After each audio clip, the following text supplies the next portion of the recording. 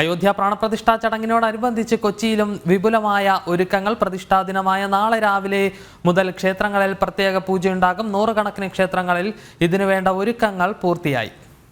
കോടാനുകോടി ജനങ്ങളുടെ ആഗ്രഹ സാഫല്യം, ശ്രീരാമക്ഷേത്രത്തിനായി ജീവത്യാഗം ചെയ്ത മഹാമാനുഷികളുടെയും മോക്ഷപ്രാപ്തിക്കായി ഇനി മണിക്കൂറുകൾ മാത്രം.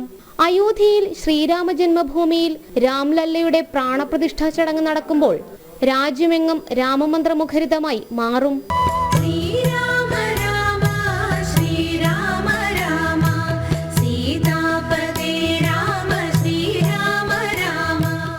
കൊച്ചി മഹാനഗരത്തിൽ മാത്രം 108 ക്ഷേത്രങ്ങളിൽ പ്രാണപ്രതിഷ്ഠാ ചടങ്ങിനോടനുബന്ധിച്ച് പരിപാടികൾ സംഘടിപ്പിക്കുന്നുണ്ട്. രാവിലെ തന്നെ ക്ഷേത്രങ്ങളിൽ ഉൾപ്പെടെ ഭജനയും ഹനുമാൻ ചാലിസ പാരായണവും രാമനാമജപവും ദീപം തെളിയിക്കൽ കൂടാതെ പ്രത്യേക പൂജകളും ഉണ്ടാകും.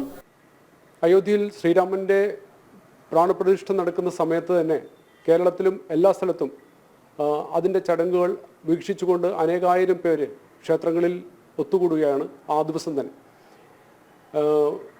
ജനുവരി 22-ാം തീയതി രാവിലെ 11 മണി മുതൽ 2:30 വരെ ഈ കൊച്ചി മഹാനഗരത്തിലുള്ള 108 ക്ഷേത്രങ്ങളിൽ ഇതേപോലെയുള്ള ലൈവ് ടെലികാസ്റ്റും രാമനാമങ്ങൾ ജപിച്ചുകൊണ്ട് അവിടെ ആൾക്കാർ, ഭക്തജനങ്ങൾ, രാമഭക്തർ അവിടെ ഒരുമിച്ചിരുന്നു കൊണ്ട് പ്രാർത്ഥിക്കുകയാണ്. പ്രാർത്ഥനയ്ക്ക് ശേഷം അന്നദാനം ഉണ്ടായിരിക്കുന്നതാണ്. കൂടാതെ വൈകിട്ട് ഒരു 5:30 മുതൽ വീണ്ടും നമ്മൾ ഭജനയുമായി ക്ഷേത്രത്തിലെത്തുന്നു.